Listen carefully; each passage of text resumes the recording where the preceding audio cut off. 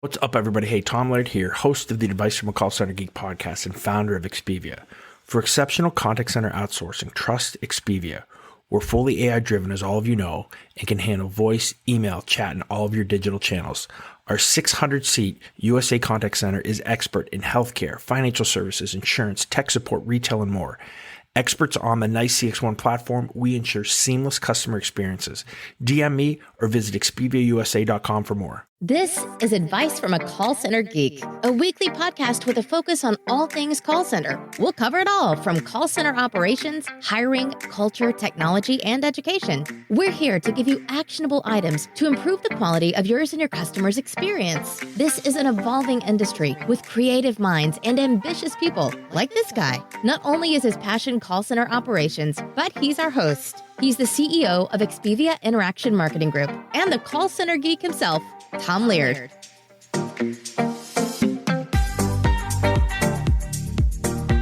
Welcome back, everybody, to another episode of Advice from a Call Center Geek, the call center and contact center podcast. We try to give you some actionable items to take back in your contact center, improve the overall quality, improve the agent experience, hopefully improve your customer experience as well. My name is Tom Laird. How's everybody doing? I am the CEO here at Expedia Interaction Marketing. We are a 600 plus call contact center outsourcer located here in northwestern Pennsylvania. How's everybody doing? It is July 19th. Summer is flying as we record here and go live. Currently live on TikTok. Any questions that you guys may have, throw them out there. TikTok can be, I know, a little bit different for some of the questions. So if we think it's going to add value, I'll throw it on there. Also live on LinkedIn. So again, if you guys have anything that you want to talk about with that, have any questions, let me know. We can talk it through. But I want to talk about culture today. Culture specifically as it relates to customer experience, culture as it relates to the contact center. So many times, and I hear this all the time, right? The contact center is a horrible place to work. Answering calls, you deal with customers who hate you. All you do is get yelled at.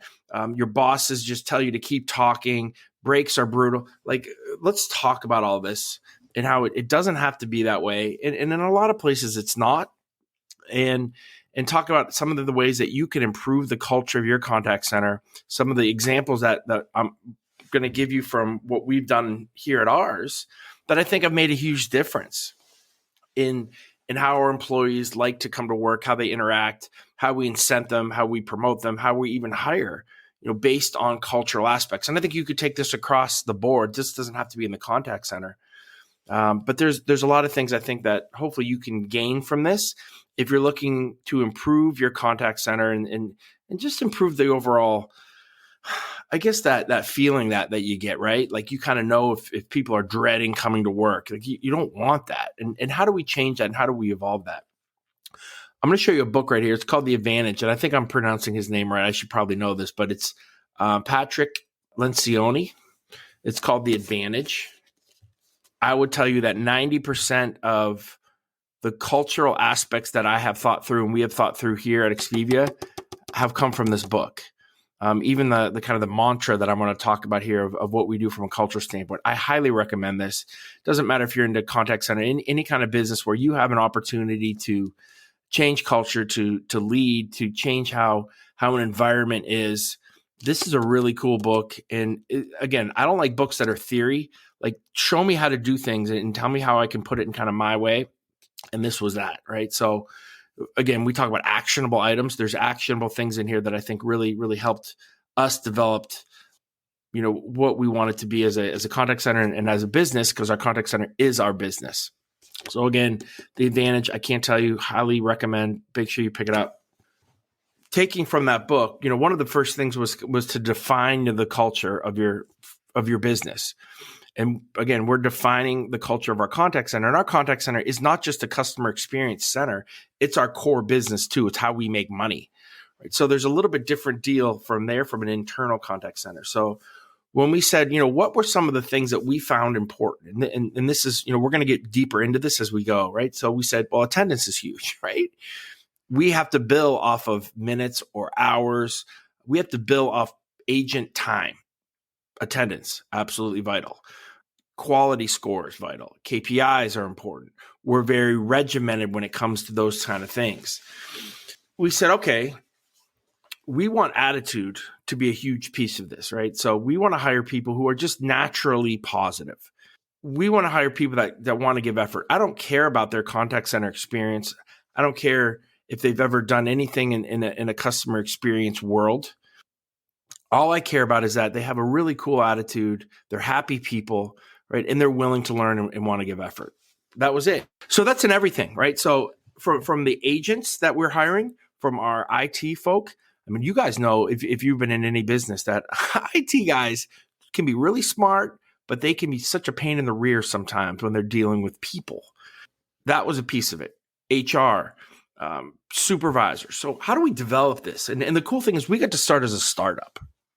So we got to start at the beginning. It wasn't like I was coming into an organization and trying to change culture, which I think could be more difficult. But for us, it was, all right, how do we define this from the ground up? So we came up with a sunshine attitude with an entrepreneurial mindset. And I know that sounds hokey, right? But that was kind of the first, as we're brainstorming, throwing all this stuff on the like the dry erase board that we had. And we realized what we were really saying was attitude and effort. So when we were laying out the kind of the foundational aspects of our company, of our contact center, we decided that, attitude and effort covered most of the things that we wanted from an agent, most of the things that we wanted from a fellow employee. And if we could hire, incent, and promote off of the core tenets of our culture and off of those attitude and effort pieces and put things in place that promoted that I think, we could have something here. So we got really excited about that, especially at the beginning. We started to do that. We don't hire off of, I could care less about your resume saying that you're 12 years in the contact center industry, that you've been a programmer for 30 years. Now there's certain aspects that you have to have, right? So like if you are coming into the finance team, yes, you need an accounting background, right? But having said that, we needed to figure out ways, right, where we could interview people and talk to people and kind of maybe dig deeper a little bit into their personality more than what their quote unquote skills were from before. Because again, I think most jobs, unless you're like being a doctor or lawyer, we can be educated, can be trained on. So that's what we did. So we hire. HR has some crazy questions. And I know I've talked about this a little bit ago of some of the questions that we are unique when we talk to somebody from an interview process. Not really looking at a resume, but getting them to laugh, getting them to have a conversation to see if it's natural. And again, I know some people are nervous, but we've been able to kind of work that and kind of come with a really cool way of kind of developing that. And again, if any of you guys want any of those things, DM me, find me on LinkedIn. I'm more than happy to shoot those out. I know I posted, kind of our hiring and kind of some of the things that we talk about and ask before, but I'm more than happy to give that to you guys again if you would like that. All right, so we said, okay, fine. We have a way now to bring on people, right, that we think are good fits for the culture of our organization. But now, how do we incent them? How do we promote them? What are some of the things that we need to look at from that aspect? So it was always easy to kind of quantify effort, right? So what is effort? Effort is showing up, right? Coming to work every day, being open to coaching, really trying, right? And I think those agents that are trying to do that. And that was easy, right? So we had somebody who has really good hours, who's coming to work all the time, who's, really trying to succeed, trying to do their job, right? Maybe they fail sometimes and that's fine, but because that's not part of the culture. We think that if you're just doing those right things from an effort standpoint, you're going to be there. But attitude was always hard, right? How do you quantify? How do you incent attitude, right? Other than saying, because it's very subjective, and we really didn't want any of that to be subjective, and we struggled with that until analytics came out. And so analytics has been, not only from the aspect of listening to keywords, trending phrases, marketing data, getting all of that type of information from real voice of customer, but also for our agents, right? Because we can now prove that they're talking with the right tone, right? And if you have a good tone, you probably have a good attitude that day, right? So we found a way to quantify attitude and to pay our agents to be nice, right? How many times have we all struggled with this, right? You call whether it's your cable company, your internet company, Amazon, right? You want that nice, friendly voice that isn't fake, that's trying to help you. And again, with analytics, we've been able to kind of prove and then incent and pay the agents more that are doing this. And that's the way that we're promoting now as well, right? So if we have somebody that we know is here every day, who's pretty much hitting KPIs, who has a good attitude, who on analytics, it says, their sentiment scores are extremely high. They're kind of fun to be around. Those are the kind of people that we are promoting throughout the company. And then that we are seeing, and hopefully that it trickles down to the agent so that they can be like, hey guys, this is what you need to do. So I think that's for us has been a winning strategy. And so many contact center managers, contact center leaders, they do not define the culture of their organization. They just tell you to hit service level, hit average handle time, and make sure that your schedule's adhering. And again, I think what you do, the cool thing about kind of, I keep calling a mantra or a motto, is that you don't have to say, hey, you're not hitting adherence. Like, hey, we have to look at some of these effort things, right? And they're kind of like this all-encompassing thing. Sorry, I got a phone kind of call that came in. And I think that can really help, talk through some of those aspects when you need to coach, when you need to talk through, because again, if you're just hammering that cultural aspect, you're not talking about service level. You're not talking about, you're talking about that, but the overall is more important of attitude, effort. And when they understand that what pieces kind of fall into those, I think it can be a really winning combination for you.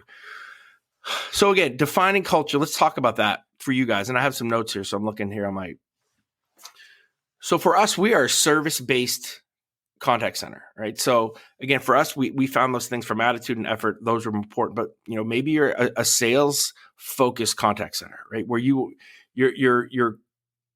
kind of your focus is on, maybe you say persistence and performance, right? So because you have to keep knocking on doors and you have to keep making calls from an outbound stand, and we got to perform, right? Those are the things, right, that you think are really important in your contact center. And those are the individuals now that you want to find that are persistent and that can perform, right? And then you kind of funnel down what do those aspects meet, and then you find that ideal person, right? You don't want to just find, somebody who's been working in a call center for 12 years and maybe doing outside sales or anything like that. That doesn't mean anything to me, right? When you can really define that cultural aspect, that's when it means something. Another customer service one is, what we talk about is empathy and excellence, right? Depending, right? We didn't use empathy, not because we don't think empathy is important, but we have a lot of customers that we need more of a sales aspect to, from a cross-sell, from an upsell. So just having empathy for us wasn't good enough.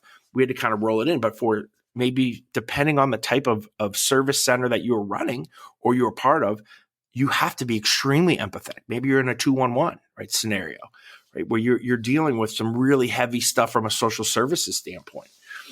Empathy is the number one thing. Nobody cares about sales. Nobody cares about,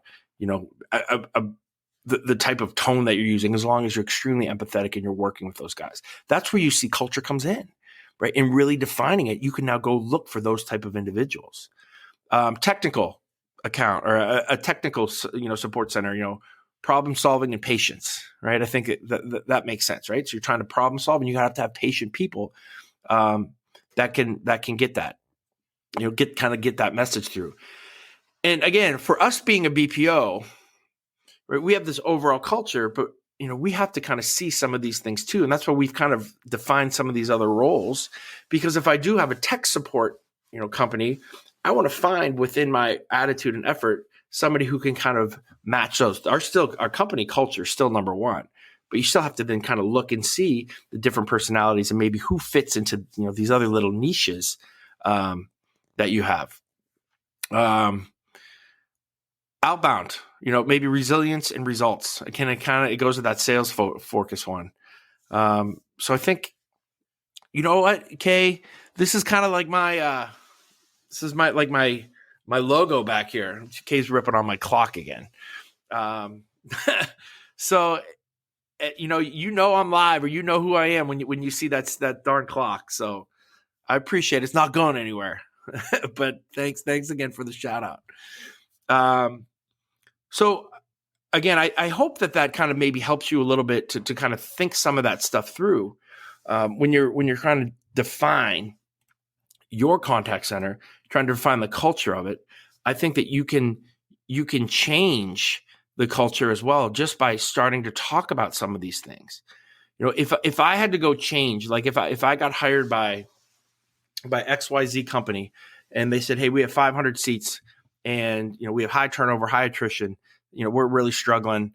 What would you do? And I would go in and we would talk about, okay, what are we trying to find? Right. And I think, I've just talked about that for the last 15 minutes.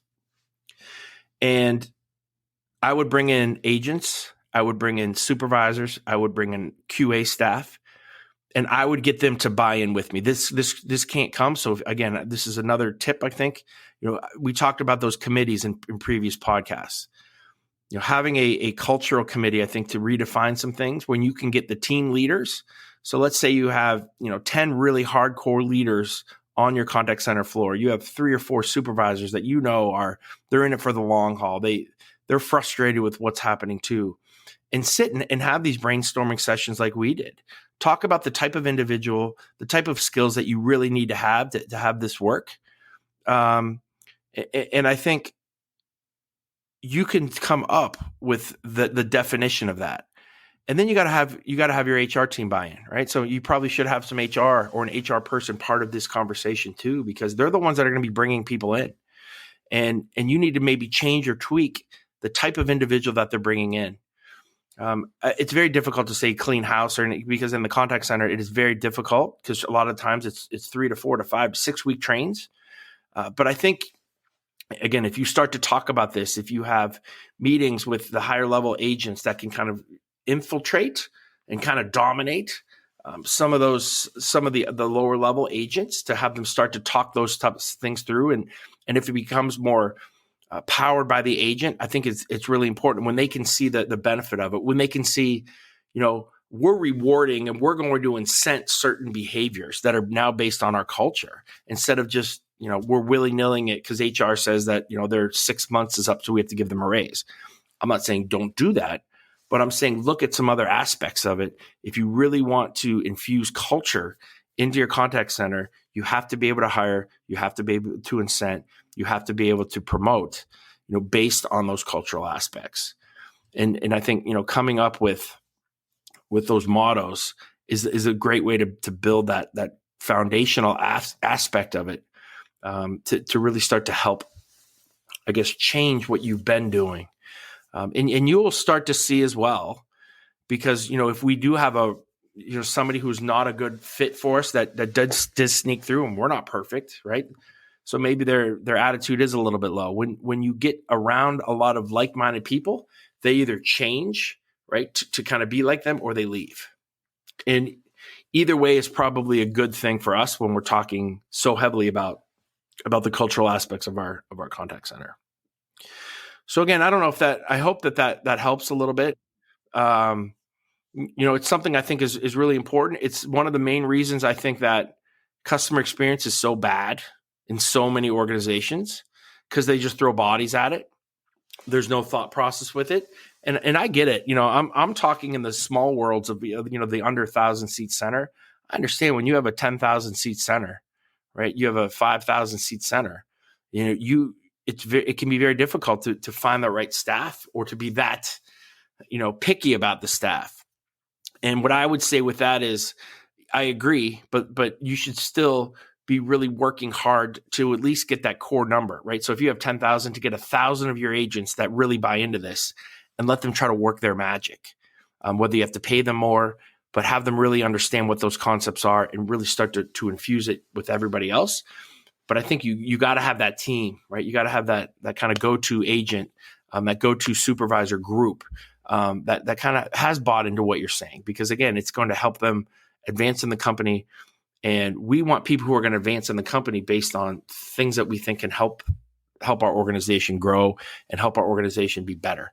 We don't want to just, again, I'm the you've been here 10 years, so you deserve to be here. If you're not doing what you need to be doing, then that person who's been here for 2 years, maybe they should be there, right? And that's where I think a lot of organizations have an issue. We want to hire and incent and promote the best agents for the best culture, not just because you've been here for a very long time. So that's kind of my rant on culture. I hope that at least gets you to think through as kind of we're winding through halfway in the year, what maybe you could do even for next year to start thinking this stuff through. What changes could you make to improve the contact center, to improve the kind of the working attitude of what everybody's doing, and make it just a cooler place. I mean, we all want to work for something that either we believe in or kind of aligns with our values. And this is one major way that you can do that and align values with the culture of your organization and then with the people that are here with you. So if you guys any last questions or anything on TikTok, I can kind of scroll through here, see if I know there's been some comments. I don't know about questions.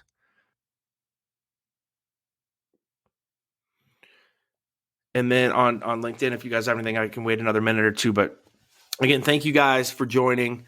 I do hope that helps. It's a subject I'm really passionate about, and I think it's just it's not easy to do, but the concept of getting started is so easy, and it makes such a huge improvement. And nobody really, so many organizations are not doing that. So again, thank you guys very much. I hope that helps a little bit, and I'll talk to everybody next week.